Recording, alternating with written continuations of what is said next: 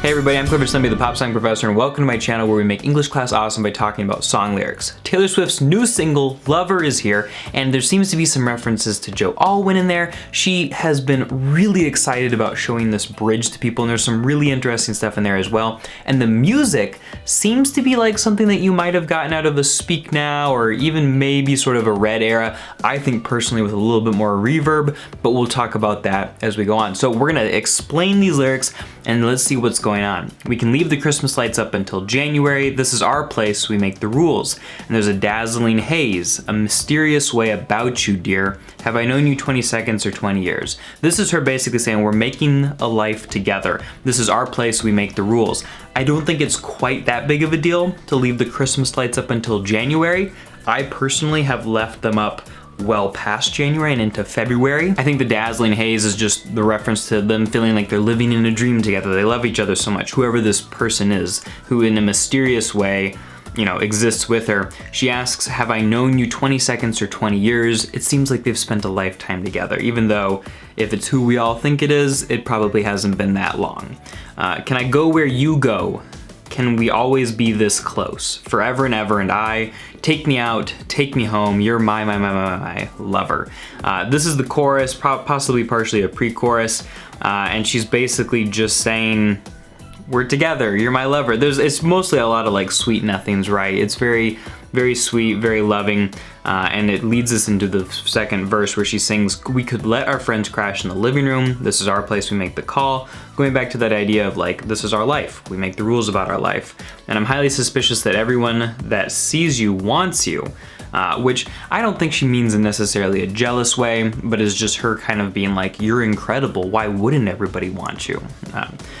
She says, I've loved you 3 summers, now honey, I want them all. And that basically goes to show how short the relationship has been so far. Then we get into the bridge. And the bridge goes, ladies and gentlemen, will you please stand with every guitar. And now this is kind of like the scene is being set in sort of a mock wedding. With every guitar string scar on my hand, I take this magnetic force of a man to be my lover. And so she's not saying to take him as a husband. We don't know what this necessarily means for their relationship or what Taylor Swift's views are on marriage, but that's not the point of the song. The point of the song is just to talk about her lover, right? So she continues, my heart's been narrowed and yours has been blue. All's well that ends well, to end up with you. And I meant my heart's been borrowed, and that's a reference to past relationships where she didn't feel like she was treated right. His has been blue, means he's been sad about things in the past. And then all's well that ends well, to end up with you. Swear to be overdramatic, and this is where they kind of talk about like what life's gonna look like together going forward. Swear to be overdramatic and true to my lover, which is something that we've kind of come to expect from Taylor Swift, especially if you watch Me with Brendan Urie. She says, and you'll save all your dirtiest jokes for me. At every table I'll save you a seat. It's just kind of, she's describing the mode and the lifestyle of their relationship together. On the surface level, there's not a lot about this relationship that is necessarily super, ground shaking or anything like that. Obviously, Taylor Swift has had a lot of experience in relationships that didn't work out so well, and I'm not trying to get into the celebrity gossip side of this, but I think what this song goes to show is that she's found a happy place with the relationship that she's currently in. There's less drama, even though she promises to be over dramatic, and there's like this comfortable calmness that comes out of this relationship, and I think that's best exemplified, if I'm correct, by the music, which, yes, it does kind of have that Speak Now era, but it's got a little bit of reverb, which I think brings in this sort of flavor of the haze that she describes in the first verse and makes the whole thing feel kind of peaceful and dreamlike and reflective, contemplative, and it goes to show that this relationship seems to be kind of a quiet, calm, happy place where they've got their rules and their processes, but at the same time, they're not gonna be stuck doing rules and processes. And by rules and processes, I mean the dirty jokes and I'll save a seat for you. Like that's just kind of how they, watch out for each other. But at the same time, they're not going to just do what everybody else says that they should do. And I think that's exemplified in 2 ways.